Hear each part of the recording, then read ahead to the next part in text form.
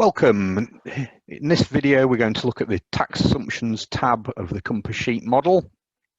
This tab's at the end on purpose because it's one that don't really expect to play with very much. But it is important because it looks at when the payments are made to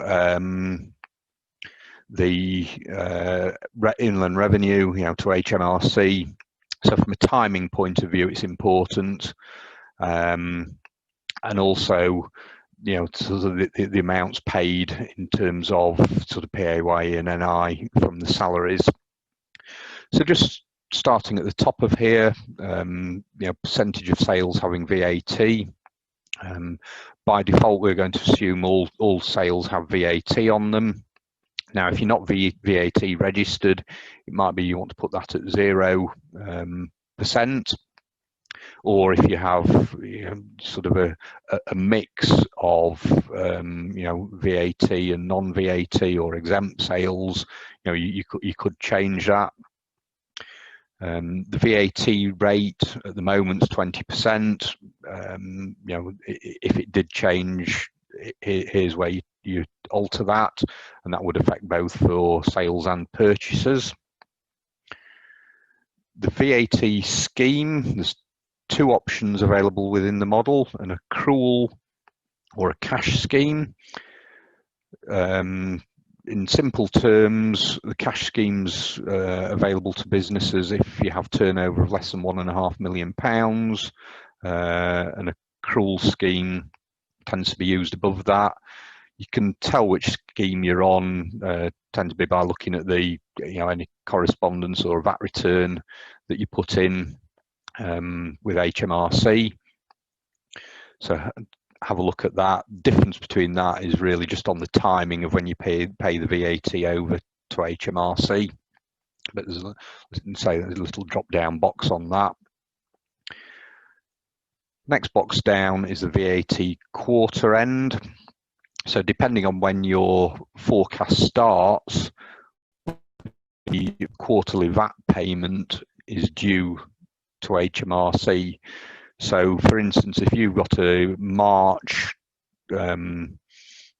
quarter end, so if your VAT is due March, June, September, December, and your forecast starts in November, your VAT might be due in 7th of February if it's a December VAT quarter end. So this is just a little mechanism to be able to cater for when the VAT is due. So you've got an option, a drop down here of month 1, 2, or 3, of which VAT quarter end it is. And the easiest way to tell on this is just to go and look at the cash flow within the data output and look at the VAT payment line and just adjust this accordingly of which month the VAT goes out, and come back and alter this. Very similar to the corporation tax, but because this could be paid potentially in any of the 12 months, you've got a drop down box here of 1 to 12. And this will affect not only when the opening balance, because in the opening balance sheet, there was an amount that you put in of what was owing or owed to on your corporation tax. This box here will put what month that corporation tax is paid, and also for future years, what future corporation tax is paid. And that's based on the corporation tax rate on the profit, which simply calculates your profit times this percent. We don't get into complicated, deferred tax and capital allowances and all this kind of stuff. It's a pure straight line percentage calculation for the purposes of the model. So that covers corporation tax. We then get down into some more boxes here. There's a lot of boxes, but in simple terms, all this is doing is a calculation based on the figures that were put into the salaries and dividends tab, and it's taking the figure, the salaries figure that was put in there, and using these to work out the amount of pay as you earn and NI that is paid over the following month based on those salaries. So how much at tax at 20%, how much at 40%, and how much employees NI and how much employers NI. And if you select the pensions option, which defaults, I mean, it defaults to yes. So by default, it'll work out how much employee stakeholder pension is paid according to these thresholds and rates. So how much employees pension at 5% and employers pension at 3%, and feed these through as well. I think so. You know, there's a lot of numbers there that say that they shouldn't really need altering unless there's a significant change.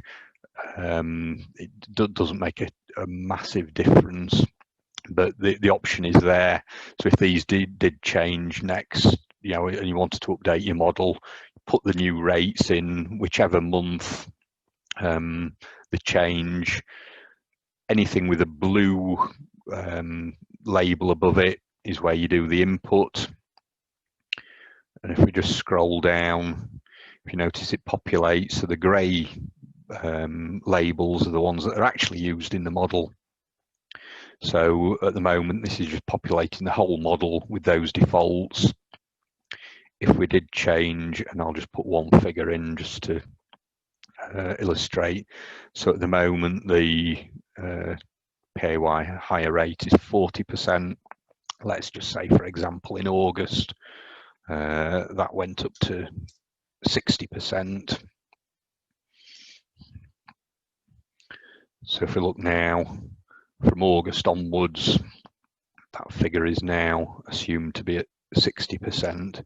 So whichever box you put that in, so if there's some new rates in from next April, put the new figures in April, those will feed through from April onwards.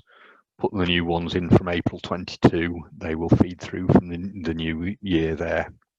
So that's how the tax assumptions tab works. Say you shouldn't really have to play with that very much, but if you do need to, and say particularly it's top bit's really for the timing of when the tax is paid. VAT is for the which scheme you're on for the timing of it. The percentage rates is if those do change, or if you want to take into account you're on you know, some of your sales are a different percentage, or for instance you're not VAT registered, you might want to put that at 0 and put your overhead, when you're looking at your overheads, put those that you can't claim your VAT back on them, and put all overheads at N. This is where you change all of that.